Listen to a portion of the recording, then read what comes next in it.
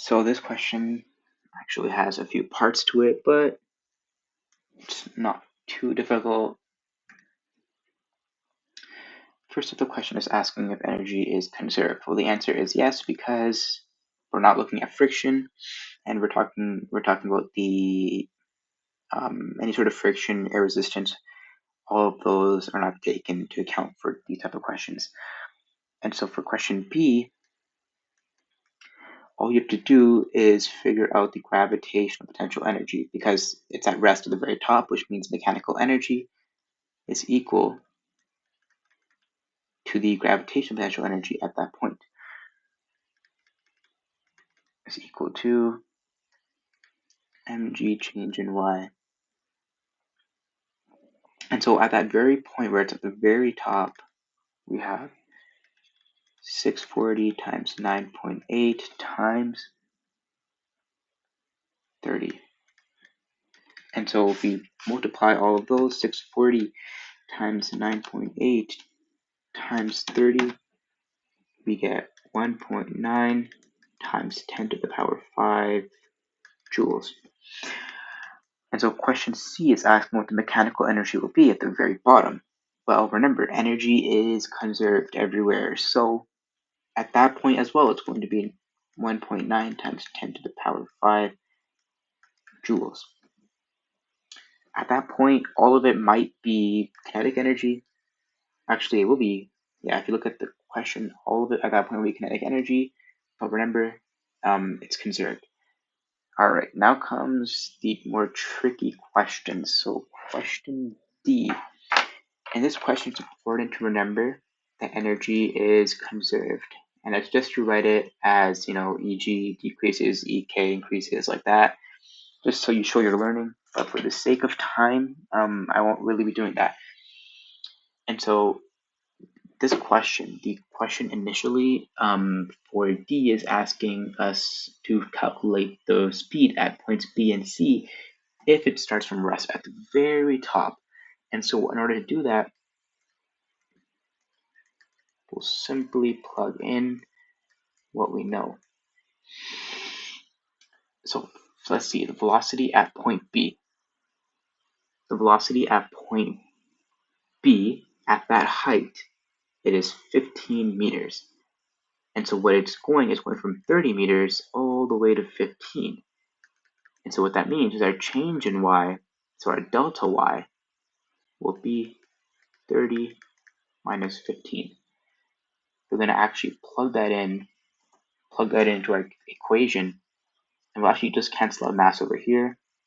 9.8 gravity, 30 minus 15, which is our delta y change in the height, is equal to 0.5 into the velocity at point B squared. We'll solve this left side over here.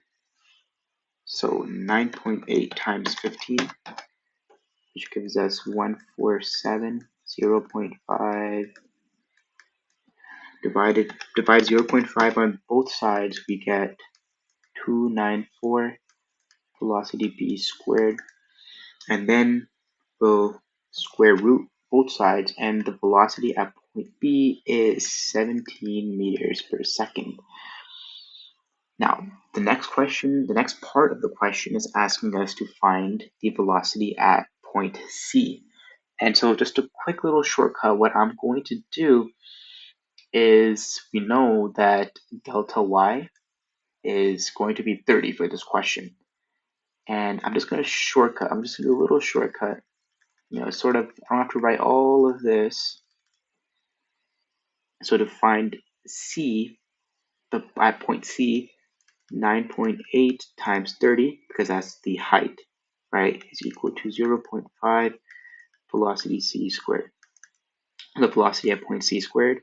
And so 9.8 times 30 is 294, 0.5, and then divide 0.5 on both sides, you get 588, and then we're going to square root, and that gives us the velocity at point C being 24.24 meters per second. Now, the last question, which is question E, is if it starts off with an initial velocity of 12 meters per second.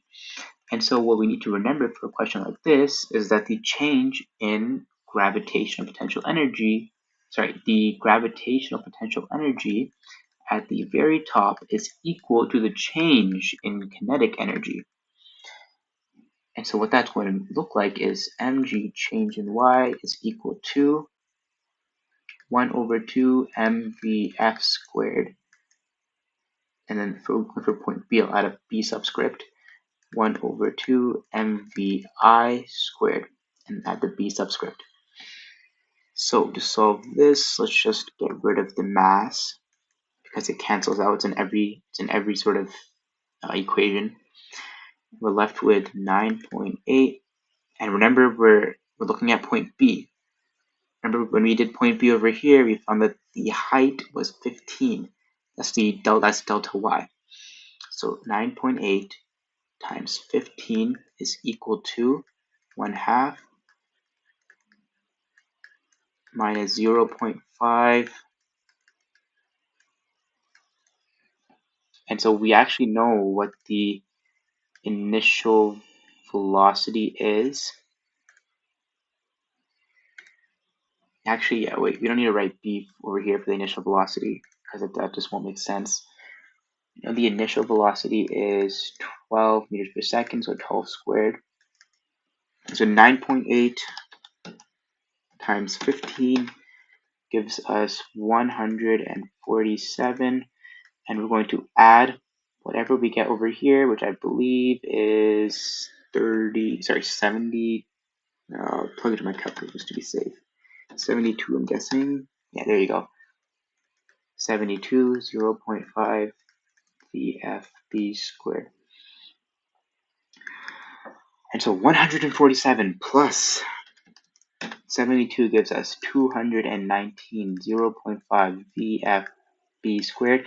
Divide 0.5 on both sides, you get 438. And lastly, all we have to do to find the velocity at point B is to square root on both sides. So once you do that, you should get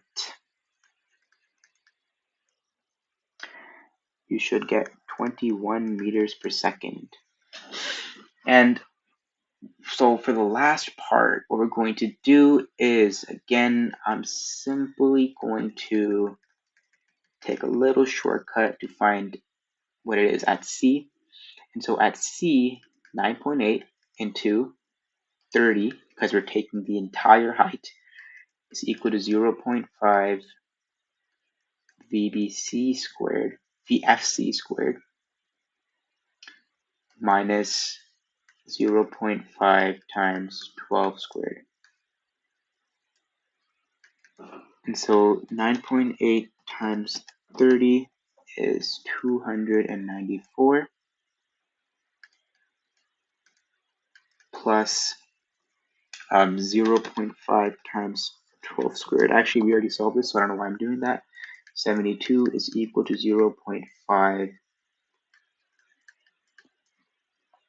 And when you solve the left side, you get 366. Divide 0.5 on both sides, you get 732. And then last but not least,